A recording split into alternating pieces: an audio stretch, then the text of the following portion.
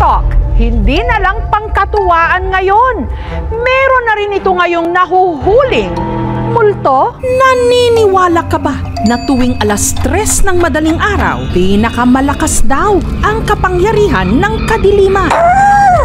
Ang videong ito, kuha pasado alas 3 ng umaga, kung saan may tila isang anino na dumadaan-daan sa likod ng bintana.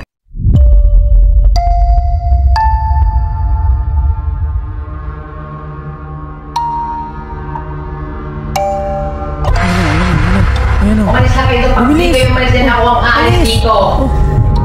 Umalis kayo dito. Bumilis, mami, bumilis. Bumalik na kayo sa pinagalingan nyo. Bumilis.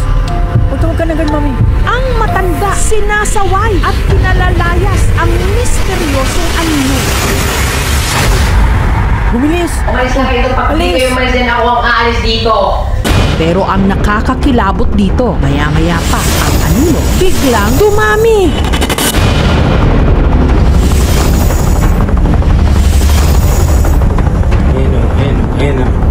Ang nasa video, si Nanay Violeta, hindi niya tunay na pangalan. Nakita ko meron nga, anino nga. Sinabihan ko na, umalis ka dito, hindi ka namin kailangan dito.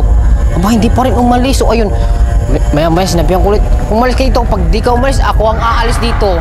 February 19, 2021, bandang 3:30 ng madaling araw, nung may napansin daw ang anak ni Nanay Violeta. Bale, sobrang himping ng tulog ko. Tapos, tumakbo sa akin yung anak ko. Sabi niya, Ma, may anino daw. So, ayun, lumabas ako. So, ayun, dahan-dahan. Tapos, maya-maya, biglang hindi ko namalayan, dumadami na sila. Nag-left to the right, nag-move sa right, nag-move sa left. Pero imbes na matakot, Ginawa ko na lahat. Halos ilang oras ako na nagdasal. Kinantahan ko na nga ng Twinkle Twinkle, ng happy birthday. Umalis kayo dito, di namin kayo kailangan dito. Umalis kayo dito. Bumalik na kayo sa pinagalingan nyo. Umalis na kayo pag di kayo umalis din ako ang aalis dito. Umalis na kayo pag di kayo umalis din ako ang aalis dito.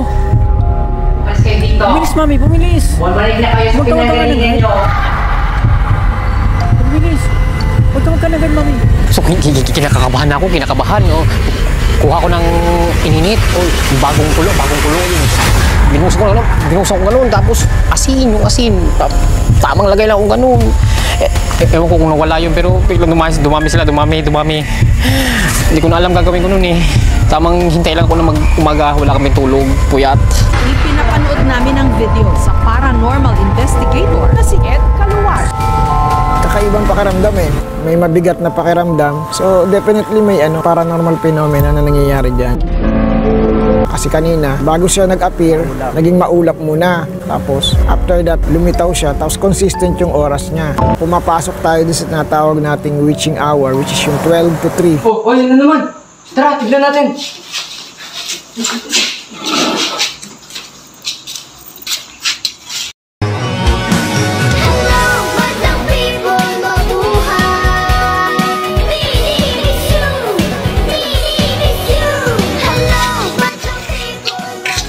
TikTok lang pala.